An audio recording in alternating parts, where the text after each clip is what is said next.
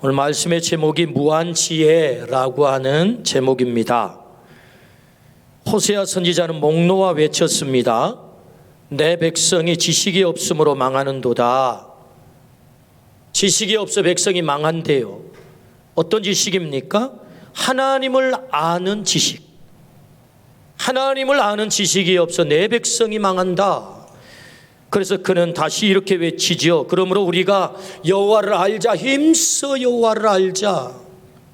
나는 인애를 원하고 제사를 원하지 아니하며 번제보다 하나님 아는 것을 원한다라고 주님이 말씀하세요.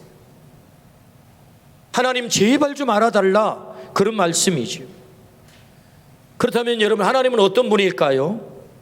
성경에서 계시된 하나님을 한 단어로 표현한다면 창세기 1장부터 요한계시록 22장까지 성경 전체에서 말하는 하나님, 한 단어로 표현한다면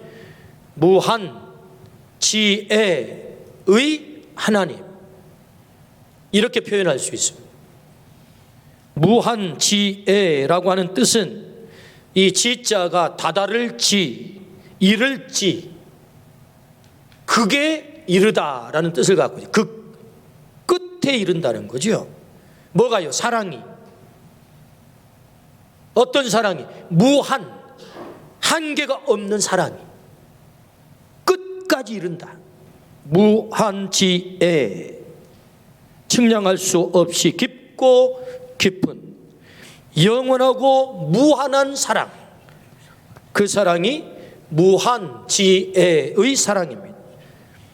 그래서 요한일서 4장 8절에는 하나님은 사랑이시다 하고 직접적으로 우리에게 말씀하죠. God is love. 하나님은 사랑이다.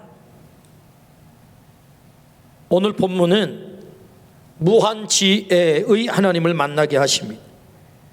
말씀을 통해서 측량할 수 없이 깊고 깊은 영원하고 무한한 사랑, 그 하나님을 만나는 시간이 되기를 축복합니다. 무한지혜의 하나님이 나의 하나님 되십니다라고 고백하는 시간이 되기를 축복합니다. 그렇다면 무한지혜의 하나님을 우리는 어떻게 만날 수 있을까요? 그 첫 번째, 내가 누구인지를 알아야 합니다. 나는 누구인가? 이 질문 앞에 내가 누구인가를 대답해야 이 무한지혜의 하나님을 만나게 된단 말이죠. 13절입니다. 너희가 나를 버리고 다른 신들을 섬기니 그러므로 내가 다시는 너희를 구원하지 아니하리라. 하나님 버렸대요. 다른 신 섬긴대요. 그래서 하나님이 작심을 하셨어요. 어떤 작심? 나는 너희를 다시는 구원하지 않겠다. 다시는 구원하지 않겠다.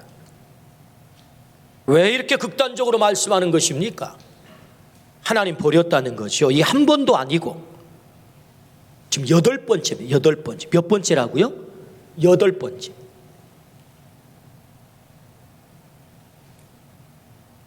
여덟 번씩이나 그들은 하나님을 배신한 거예요. 그러니 하나님이 너무 속상한 거예요. 다시는 구원하지 않겠다. 여러분, 사사기에는 12명의 사사가 등장을 하는데 똑같은 패턴이 반복이 됩니다.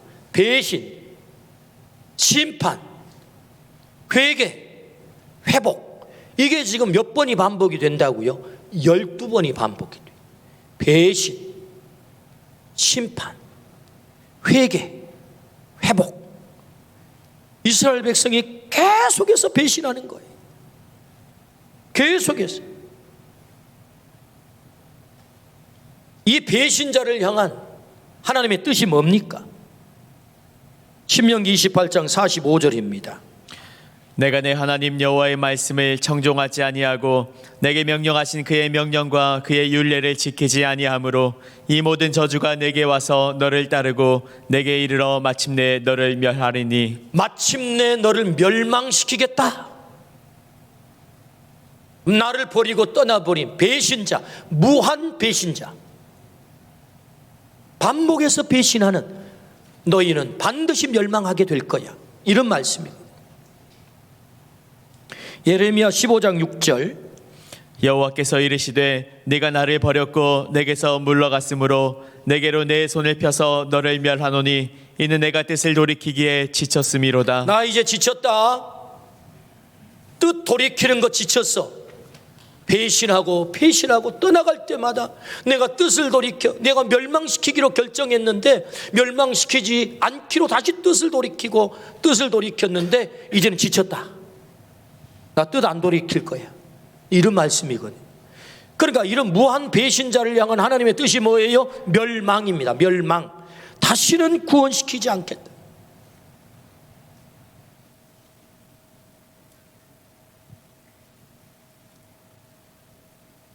누구를요? 이스라엘 백성. 왜요? 무한 배신자, 하나님을 버리고 떠난 것입니다. 이 말씀이 누구를 향한 말씀일까요? 이스라엘 백성을 향한 말씀인가요? 오늘 우리를 향한 말씀이에요. 네가 누구인 줄 알아? 너 배신자야. 아이고, 하나님 그런 말씀 마세요. 내가 언제 하나님을 배신했습니까? 언제 하나님을 버렸습니까? 언제 다른 신을 섬겼습니까? 나 그런 적 없습니다. 한번 따져볼까요? 우리는 하나님을 믿노라 철석같이 고백하고 우리의 삶에 문제가 생길 때마다 하나님 안 계신 것처럼 원망, 불평했습니다. 문제 부딪히면 먼저 하나님을 찾는 대신 사람부터 찾았고 인간적인 방법부터 찾았습니다. 중요한 뭔가를 결정할 때면 하나님께 먼저 무릎 꿇어 묻지 않고 내가 다 결정해 놓고 하나님께는 통보만 했습니다. 하나님 주인이라고 고백해 놓고는 자기가 자기 인생의 주인이에요. 언제 하나님을 주인 대접한 적이 있습니까? 내가 결정해 놓고 하나님한테는 통보하고 하나님 안 도와주시면 안 됩니다. 협박하고. 하나님이 주인 맞아요? 주인 대접했습니까? 세상과 적당히 타협했습니다. 눈앞의 이익을 위해서 주님의 방법이 아닌 세상의 방법대로 살았습니다. 물질, 돈이 우상이 되었습니다. 물질을 위해서는 내 모든 열정과 시간을 다 투자했습니다. 그런 하나님을 위해서는 너무 시간이 아까웠어요. 예배 시간은 의무 방어였고 겨우 때우는 시간에 불과했습니다. 내 자신이 우상이었어요. 내 즐거움을 위해서는 몇 시간이나 운전을 해가지고 기필코 그것을 먹고 말았습니다. 우리 그러지 않나요? 와, 거기 식당이 겁나게 좋단다. 뭐 2시간 뭐 가보지 뭐. 취미를 위해서는 열일을 제쳐놓고 아무리 먼 곳도 마다하지 않고 다 찾아다녔습니다. 그러나 주님이 기뻐하시는 일에는 너무나 인색했습니다. 조금만 잘 되면 다 내 실력, 내 노력, 내가 잘해서 내가 다 이루었노라. 감사는커녕 한없이 교만했습니다. 내가 잘한 거라고, 내 실력이라고. 나는 누구입니까? 배신자입니다. 이스라엘 백성만 배신자가 아니고요. 내가 누굽니까? 내가 배신자예요. 우리가 배신자입니다. 이 배신자를 향한 하나님이 뭐라고 말씀합니까? 너희가 나를 버리고 다른 신들을 섬기니 그러므로 내가 다시는 너희를 구원하지 않겠다. 이것이 하나님의 마음입니다. 우리가 이 무한 배신자라고 아니할 수 있겠습니까? 나 자신 있게 나 그런 사람 아닌데요 라고 우리가 말할 수 있겠습니까? 우리는 모두가 구원받을 수 없는 자들이란 말이죠. 우리가 누굽니까? 무한 지혜의 하나님을 만나려면 질문을 던져야 돼요. 내가 누구냐? 바로 구원받을 수 없는 그런 존재란 말이죠. 이런 우리를 하나님은 어떻게 하십니까? 이런 우리를 하나님은 어떻게 하세요? 두 번째, 바보 아빠가 되시는 겁니다. 바보 아빠, 아들 바보, 딸 바보, 손자 바보라는 말이 있습니다. 너무나 사랑하기에 벌을 줘야 되는데, 그냥 넘어가면 안 되는데 또 넘어가 주는 바보 아빠 말이에요. 하나님은 멸망시키기로 다시는 구원하지 않겠다 이렇게 작심을 해놓고는 바보 아빠가 되는 거예요. 그래서 다시 참아주고 다시 구원해주는, 다시 넘어가주는. 오늘 본문 15절에서 16절을 다시 읽겠습니다. 이스라엘 자손이 여호와께 여쭈되 우리가 범죄하였사오니 주께서 보시기에 좋은 대로 우리에게 행하시려니와 오직 주께 구하옵나니 오늘 우리를 건져내옵소서 하고 자기 가운데에서 이방신들을 제하여 버리고 여호와를 섬김에 여호와께서 이스라엘의 곤고로 말미암아 마음에 근심하시니라. 하나님이 마음에 근심이 생겼답니다. 다시는 구원하지 않으리라. 그러면 이제 끝내는 거야. 끝내야 되는 것 아니에요? 어떻게 살든지 볼장 다 봤잖아요. 그런데 하나님이 마음에 근심이 생겼대요. 백성들이 고통당하니까, 백성들이 죽으려고 그러니까, 이놈들 또 어떻게 하지? 이놈들 어떻게 하지? 하나님이 마음에 근심이 생겼답니다. 여기 근심하다라는 말은 카차르라고 하는 단어를 쓰는데요, 견디지 못하다라는 뜻을 갖고 있어요. 견딜 수가 없는 거예요. 그 백성들의 고통과 곤고를 보니 하나님의 마음이 괴로워졌다 그 말입니다. 바보 아빠가 됐다는 거예요. 바보 아빠가. 하나님은 공의의 하나님이시니 선포하신 말씀을 엄격하게 적용해야 합니다. 그런데 하나님은 또 바보 아빠가 되셨습니다. 고통당하는 것을 두고 볼 수가 없는 거예요. 너무 괴로운 거예요. 그 백성이 너무 괴로워요. 그 자녀들이 너무 괴로워요. 참 하나님답지 못합니다. 하나님이 이렇게 왔다 갔다 해도 되는 것입니까? 뜻을 작정하셨으면, 멸망시키기로 다시 구원하지 않기로 작정했으면 이제 끝장내야 되는 것 아닙니까? 그래 하나님답지 않습니까? 이번이 8번째입니다 여러분. 한 번도 아니고 두 번도 아니고 8번째라니까요. 하나님 명예에 심각한 손상이 가는 일입니다. 그러나 하나님은 명예에 손상이 가도 괜찮습니다. 자기 백성, 자기 자녀들을 살릴 수만 있다면 기꺼이 바보 아빠가 되는 것입니다. 기꺼이 바보 아빠가 되는 거예요. 히브리서 6장 4절부터 6절 말씀을 보겠습니다. 한 번 빛을 받고 하늘의 은사를 맛보고 성령에 참여한 바가 되고 하나님의 선한 말씀과 내세의 능력을 맛보고도 타락한 자들은 다시 새롭게 하여 회개하게 할 수 없나니 이는 그들이 하나님의 아들을 다시 십자가에 못 박아 드러내놓고 욕되게 함이라. 타락한 자들은 다시 새롭게 하여 회개하게 할 수 없다. 저는 이 말씀 앞에 엄청난 고민을 했던 사람입니다. 우리는 은혜를 받았던 사람들입니다. 구원받았던 사람입니다. 우리가 타락 안 했습니까? 예수 믿은 이후에 우리가 타락 안 했나요? 범죄 안 저질렀나요? 못된 짓 안 했나요? 우리 타락했습니다. 예수 믿은 이후에 그 엄청난 은혜를 받고 구원의 감격을 보고 하늘의 빛을 보고도 우리가 타락했다고요.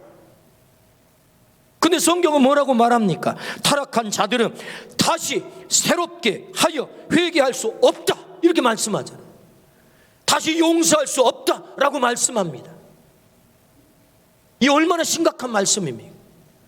이 말씀을 저는 읽고요 굉장한 고민에 빠졌습니다. 우리가 예수 믿은 이후에 타락하지 않는 사람이 누가 있으며, 예수 믿은 이후에 범죄 저지르지 않는 사람이 누가 있으며, 예수 믿은 이후에 죄에 손 안 댄 사람이 누가 있겠습니까? 그런 사람이 있으면 손 들어 보십시오. 우리가 다 완벽해서 여기 앉아 있는 것입니까? 죄 없어서 여기 앉아 있는 것입니까? 나 예수 믿은 이후에 나는 죄랑 완전히 담쌓았거든요. 나 깨끗하거든요. 한 점 털어도 먼지 안 나거든요. 그런 분이 있으면 한번 손 들어 보세요. 타락한 자들은 다시 새롭게 하여 회개하게 할 수 없나니 다시 용서를 받지 못한답니다. 이 얼마나 심각한 말씀입니까? 오늘 이 말씀을 보면서 저는 한동안 대단히 깊은 고민 속에 빠졌습니다. 과연 용서할 수 없다는 말씀인가? 다시는 회개할 수 없다는 말씀인가? 그럼 우리는 정말 절단나고 끝났다는 얘기인가? 하나님의 말씀은요, 글자의 뜻이 있습니다. 글자, 문자의 뜻, 표면적인 뜻이 있어요. 그리고 그 속뜻이 있습니다. 속뜻, 하나님의 마음이라고 하죠. 하나님의 마음. 이 말씀에서 우리가 하나님의 마음을 읽어내지 못한다면 이 말씀은 우리에게 대단히 큰 부담스러운 말씀이 되는 거예요. 이 말씀의 그 첫 번째 뜻은 너 절대로 타락하면 안 된다. 경고예요, 경고. 우리가 부모가 자녀를 기를 때 너 그렇게 하면 죽는다이? 그러면 죽인다는 말입니까? 살린다는 말입니까? 죽는 길 가지 말고 살 길 찾으라는 말 아닙니까? 너 죽는다 그 말은 진짜 살리고 싶다는 말이에요. 하나님이 경고하세요. 타락한 자는 다시 회개하지 못하게 하고 용서받지 못한다. 이 말씀은 절대로 타락하지 말라는 얘기. 여러분, 타락하지 않기를 축복합니다. 범죄하지 않기를 축복합니다. 하나님의 가슴을 아프게 하지 않기를 축복합니다. 절대로 타락하지 마라, 이 말씀이에요. 이 말씀의 이제 속뜻을 들어가 볼까요? 이 말씀의 속뜻, 타락한 자들은 다시 새롭게 하여 회개하게 할 수 없나니 이는 그들이 하나님의 아들 예수님을 다시 십자가에 못 박아 드러내놓고 욕되게 함이라. 다시 예수님을 십자가에 못 박는 사건이라는 것입니다. 그럼 이 말씀의 속뜻이 뭘까요? 그것은 여러분 잘 들어보십시오. 타락한 너를 용서하기 위해 내 아들을 또다시 십자가에 못 박아 욕되게 하는 것을 나는 감수할 거야, 이런 말씀이에요. 다시 읽어보면 타락한 너를 용서하기 위해 내 아들을 또다시 십자가에 못 박아 욕되게 하는 것을 나는 감수하고 또 감수하고 또 감수하고도 너를 내가 용서할 거야, 이런 말씀이란 말이.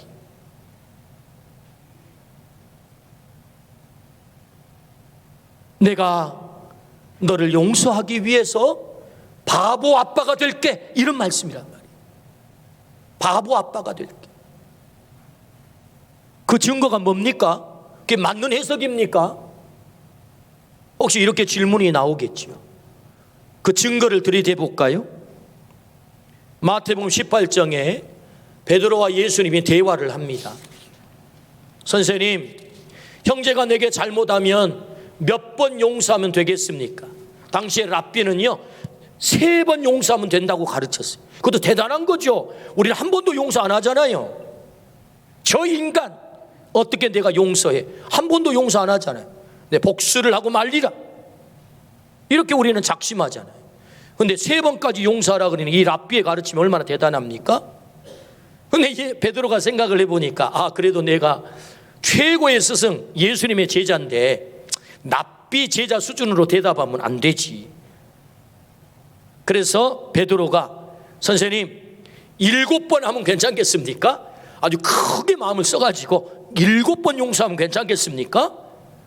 그때 예수님께서 베드로 너 대단해, 어떻게 그런 생각을 했어? 칭찬할 줄 알았는데 예수님 한 발짝 더 나가십니다. 한 발짝만 더 나가신가요? 10발짝도 더 나가죠. 7번씩 70번을 용서하라고 말씀하세요. 여러분 7번씩 70번씩 용서하라고 하는 하나님의 말씀에 순종하기를 축복합니다. 주님이 그렇게 주문을 하세요. 왜 이렇게 주문하실까요?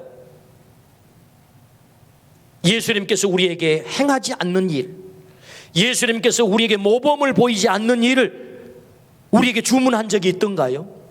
내가 너를 7번씩 70번까지라도, 아니 700번까지라도 나는 너를 용서할 거야, 이 말씀이거든요.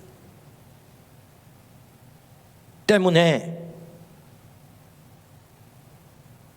하나님께서 타락한 너를 용서하기 위해 내 아들을 또다시 십자가에 못 박아 욕되게 하는 것을 감수하겠다.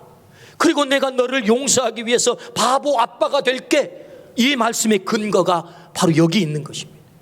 70번씩 7번이라도 하나님은 우리를 용서하기를 기뻐하시는 하나님, 여러분 그 하나님을 믿으시기를 축복합니다. 바보 아빠가 되는 거예요. 하나님이 단죄할 줄 몰라서 단죄하지 않는 것입니까? 멸망시킬 줄 몰라서 멸망시키지 않는 것입니까? 아니라고요. 나 바보 아빠가 될게. 너를 사랑하는 일이라면, 내가 너를 건지는 일이라면. 구약의 증거를 들이대 볼까요? 하나님께서 어느 날 호세아에게, 호세아야, 너 장가 가야 되겠다. 좋지요, 장가. 내가 중마하마. 우와, 하나님이 중마하신다고요? 이야, 기대가 큽니다. 미스 이스라엘. 얼마나 호세아 기대가 컸을까요? 하나님이 중마한다잖아요. 그래서 기대가 잔뜩 됐습니다. 어느 날 아가씨를 데려왔는데 세상에나 그렇게 추하고 음란하고 음탕한 소문이 난 고멜을 데려온 거예요. 고멜을. 아니 선지자가 이런 여러분 음탕한 여인과 결혼하면 되겠어요? 하나님 해도 너무하십니다. 세상에 내가 명색이 선지자인데 어떻게 저런 더러운 여자랑 결혼을 하란 말입니까? 나 싫습니다. 아니야, 너 고멜이랑 결혼해야 돼. 여러분 호세아가 할 수 없이요 하나님께 콕껴가지고 장가를 갑니다. 마음에 들지 않았지만 어떻게 해요? 하나님 중매에서 장가 가라는데 그 장가를 간 거예요. 그래서 이제 어쨌든 사랑하려고 몸부림을 치는 것입니다. 사랑하려고. 그래서 애가 생겼습니다. 이스라엘 아들을 낳았어요. 또 열심히 사랑을 해가지고 로루하마 또 딸을 낳았어요. 또 열심히 사랑을 해가지고 로함미 아들을 낳았어요. 당시에는 DNA 기법이 없어가지고 이 자식들이 진짜 호세아 자식인지는 잘 모릅니다. 보장할 수는 없어요. 왜? 그런 음란한 여인이었으니까. 어쨌든 아들 자녀 3남매를 자녀를 낳았어요. 이제는 마음 잡고 고멜이 잘 살려나 하고 이 호세아가 기대를 했는데 세상에나 그 음란길을 못 끊어버리고 옛날 그 애인 정부를 쫓아 집을 나가버린 거예요. 이게 고멜이. 호세아가 뿔따구가 났습니다. 좀 표현이 좀 거칠죠. 뿔따구가 났다고. 하나님한테 뿔따구가 난 거예요. 물론 고멜한테도 뿔따구가 나고. 하나님 참 잘 됐습니다. 이참에 끝낼랍니다. 그런 여인 처음부터 내가 마음에 안 든다고 그랬잖아요. 어떻게 명색이 내가 선지자인데 그런 여자랑 결혼을 해가지고 이렇게 이런 좋지 않은 가정을 이루고 살라고 그럽니까? 하나님이 들렸습니다. 하나님 말씀하십니다. 호세아야, 그 여인을 데려와라. 아니 하나님에도 너무하십니다. 옛날 여인 쫓아가 버린 그 여인을 왜 데려오라고 하십니까? 아니야, 몸값을 준비해라. 은 15개, 보리 한 호멜 반. 그걸 가지고 고멜의 옛날 애인에게 네 아내의 몸값을 지불하고. 누구한테?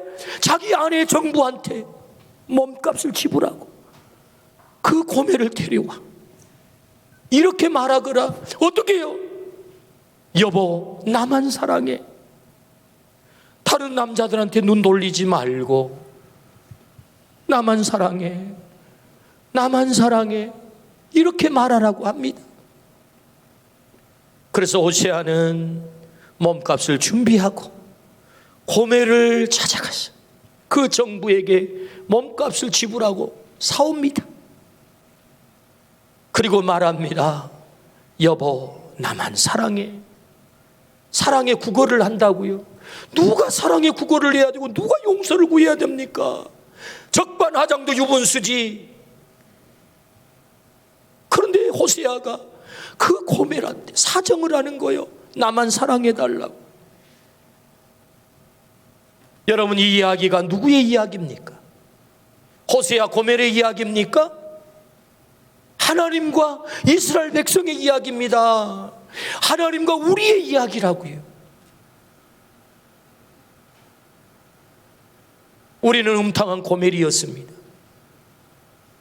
하나님이 그토록 우리를 사랑했는데 우리는 자꾸만 다른 데다 눈길을 주었습니다. 다른 것을 쫓아갔습니다. 우리는 구원받을 수 없는 깜냥이 안 되는 인간들입니다. 그런데 우리 하나님은 그런 고멜을 사랑하듯 우리를 끝까지 사랑하는 거예요.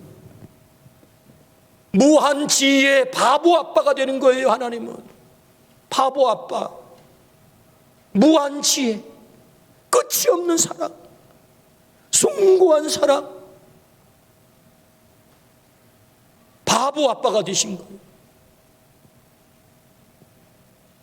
음탕한 저 고멜과 같이도 방황하던 나에게 너그런 주님의 용서가 내 마음을 녹이셨네. 주님, 나 이제 갑니다. 날 받아 주소서. 이제는 주님만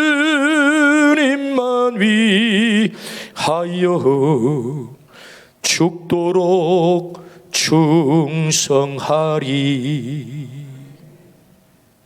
내가 다시는 구원하지 않겠다. 그 하나님께서 이스라엘 백성이 공고를 당하는 것을 보고 마음에 근심이 생겼대요. 견딜 수가 없었대요. 이게 도대체 뭡니까? 바보 아빠가 되는 거요. 나를 너무 사랑해서. 내가 깨끗해서 사랑한다는 얘기가 아닙니다. 내가 똑똑하고 잘나서 실력 있어서 나를 사랑한다는 얘기가 아니에요. 고멜처럼 더러워졌어요. 음탕해요. 볼품 없어요. 한없이 실망투성이에요. 그런데 하나님이 사랑하시겠다고. 내가 너를 사랑할 거야. 나는 너의 바보 아빠거든. 그냥 너 보면 좋아.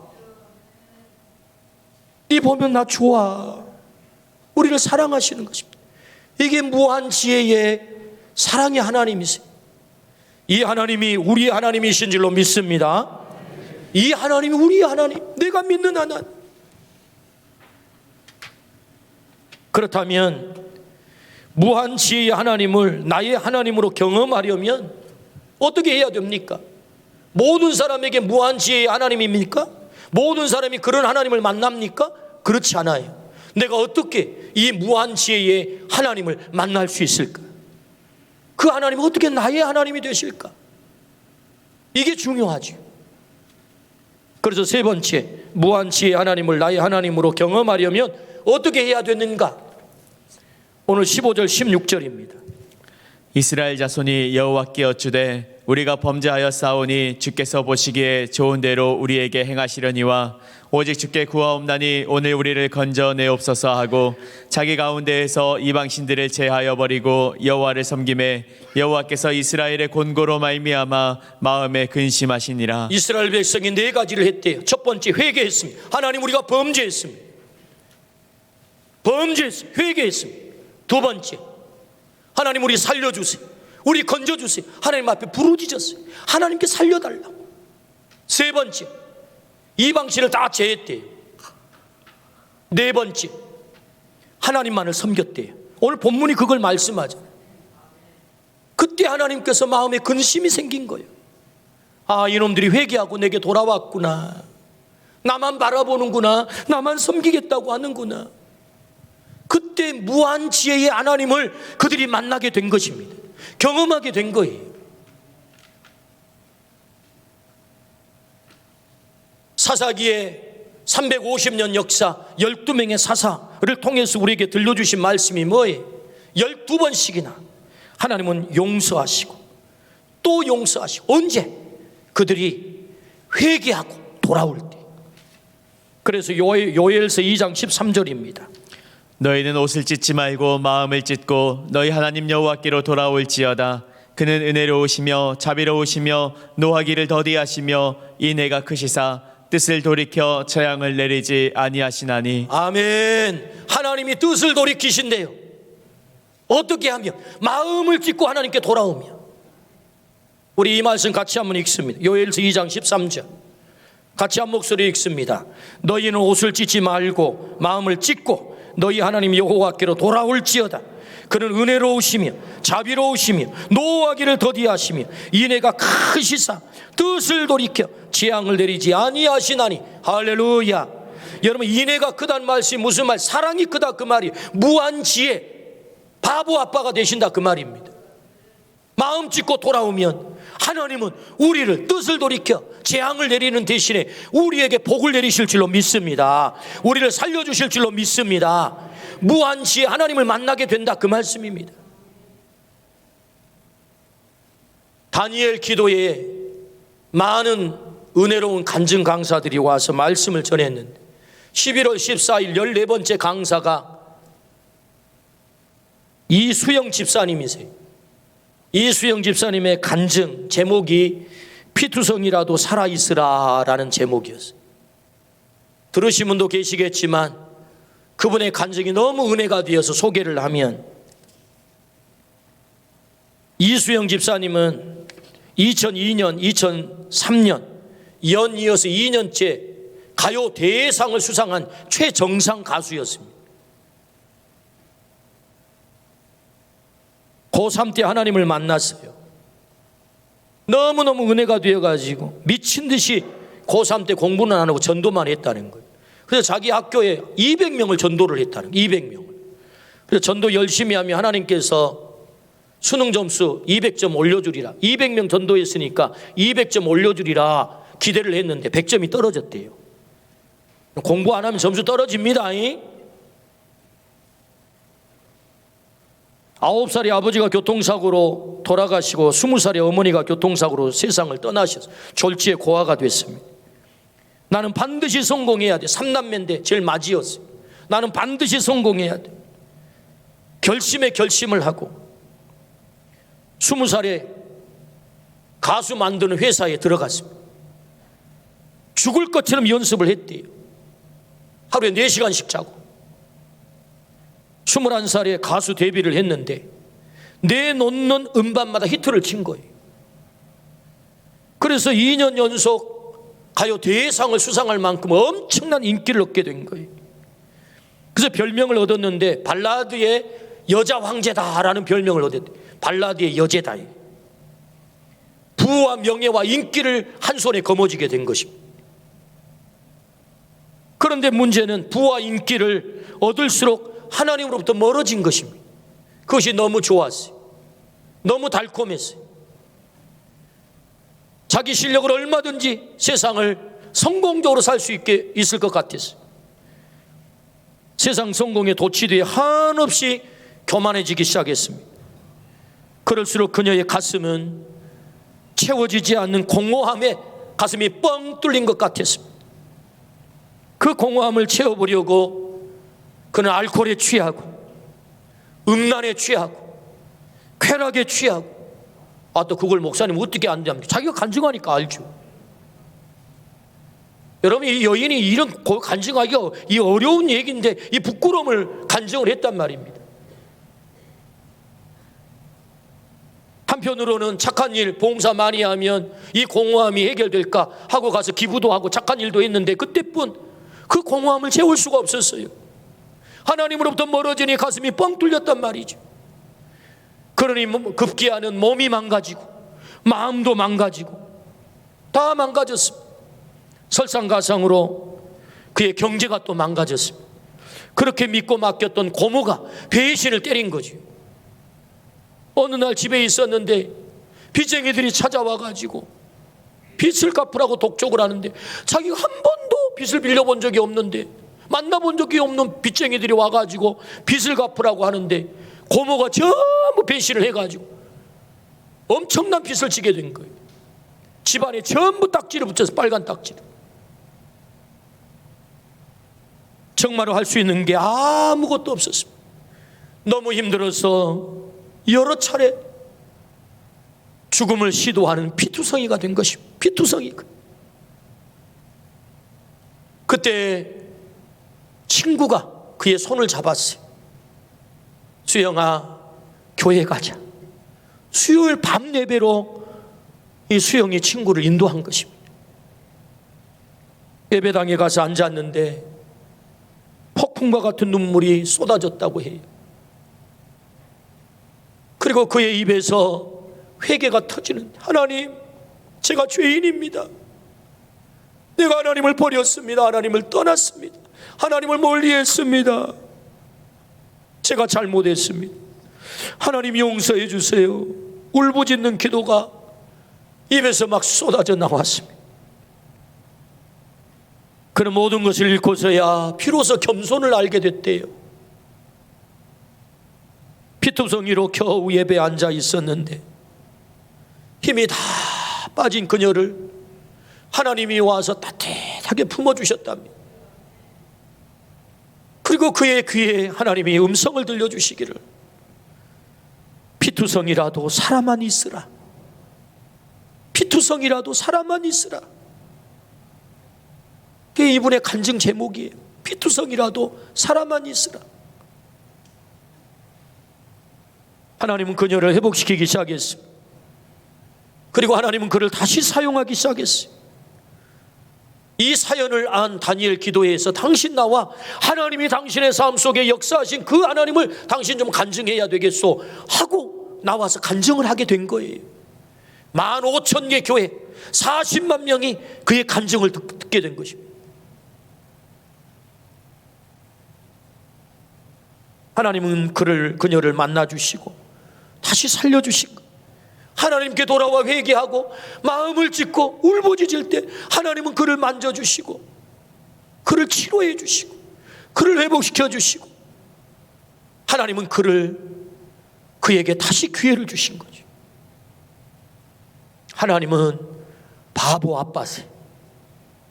오늘 또 피투성이 같은 우리, 하나님을 배신하고 떠나버려 우리의 삶이 공공하고 우리의 삶이 공허하고 어찌 살아야 될까요? 피투성이가 되어서 나 이제 인생 계속 살아야 됩니까? 고민하는 우리들에게 우리 주님 말씀하세요. 피투성이라도 살아야 된다.